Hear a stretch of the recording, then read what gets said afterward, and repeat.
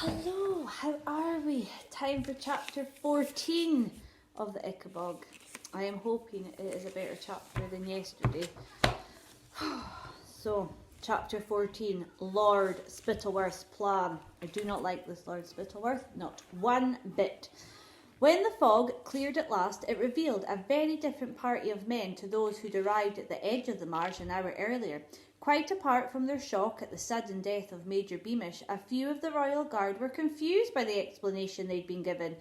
Here were the two lords, the king, and the hastily promoted Major Roach, all swearing that they'd come face to face with a monster that all but the most foolish had dismissed for years as a fairy tale. Could it really be true that beneath the tightly wrapped cloaks Beamish's body bore the tooth and claw marks of the Ickabog? "Are you calling me a liar?" Major Roach growled into the face of a young private. "Are you calling the king a liar?" barked Lord Flapoon. The private didn't dare question the word of the king, so he shook his head. Captain Goodfellow, who'd been a particularly good friend of Major Beamish's, said nothing. However, there was such an angry and suspicious look on Goodfellow's face that Roach ordered him to go and pitch the tents on the most solid bit of ground he could find, and be quick about it, because the dangerous fog might yet return.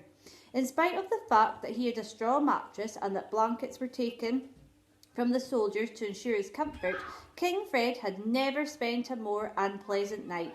He was tired, dirty, wet, and above all, frightened. "What if the Ickabog comes looking for us, Spittleworth?" the king whispered in the dark. "What if it tracks us by our scent? It's already had a taste of poor Beamish. What if it comes looking for the rest of the body?"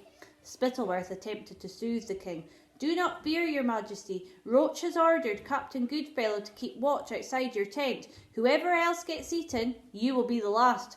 It was too dark for the king to see Spittleworth grinning.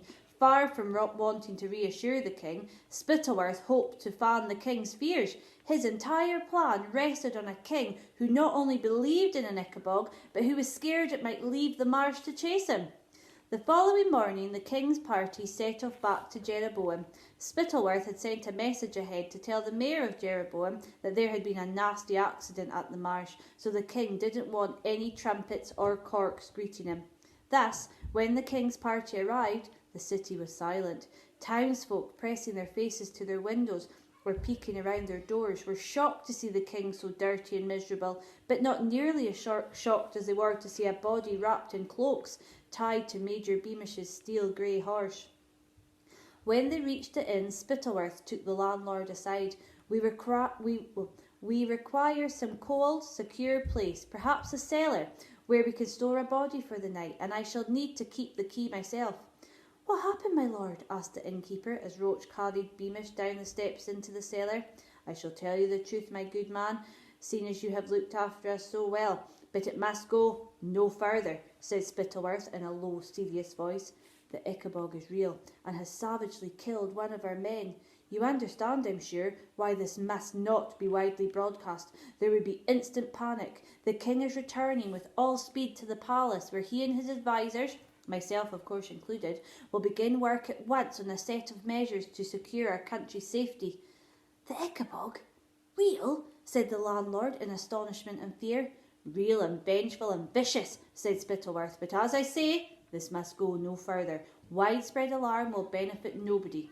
In fact, widespread alarm was precisely what Spittleworth wanted, because it was essential for the next phase of his plan. Just as he'd expected, the landlord waited only until his guests had gone to bed, then rushed to tell his wife, who ran to tell the neighbours, and by the time the king's party set off for Curdsburg the following morning, they left behind them a city where panic was fermenting as busily as the wine. Spittleworth sent a message ahead to Curdsburg, warning the cheese-making city not to make a fuss of the king either, so it too was dark and silent when the royal party entered its streets.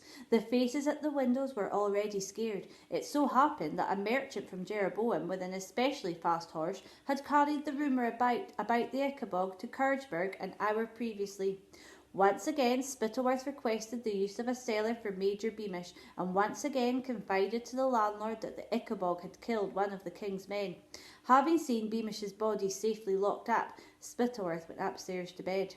He was just rubbing ointment into the blisters on his bottom when he received an urgent summons to go and see the king. Smirking, Spittleworth pulled on his pantaloons, winked at Flapoon, who was enjoying a cheese and pickle sandwich, picked up his candle and proceeded along the corridor to King Fred's room. The king was huddled in bed, wearing his silk nightcap, and as soon as Spittleworth closed the bedroom door, Fred said, "Spittleworth, I keep hearing whispers about the Ickabog. The stable boys were talking, and even the maid who just passed by my bedroom door. Why is this? How can they know what happened?"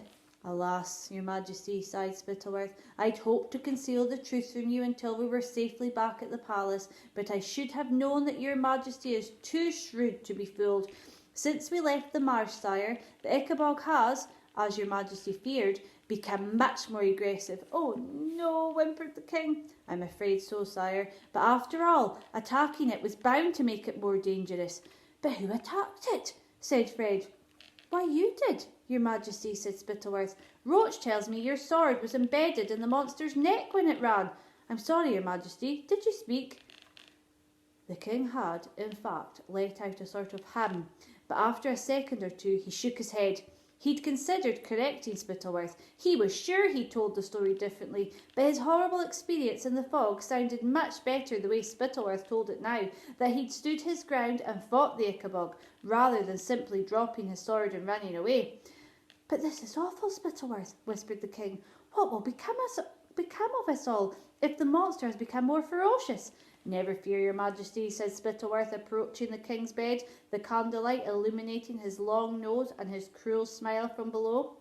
"I intend to make it my life's work to protect you and the kingdom from the Ickabog." "Thank you, Spittleworth, you are a true friend," said the king, deeply moved, and he fumbled to extract a hand from the eiderdown and clasped that of the cunning lord. Oh, and here is a picture that Sienna from New Zealand, age 9, has drawn of Spittleworth heading to see the king. Oh, do you think Spittleworth is a good friend to the king? No, I don't think he's a very good friend at all. I don't think he's a very good man either. Okay, right, let's find out what happens tomorrow. Speak to you soon. Bye-bye.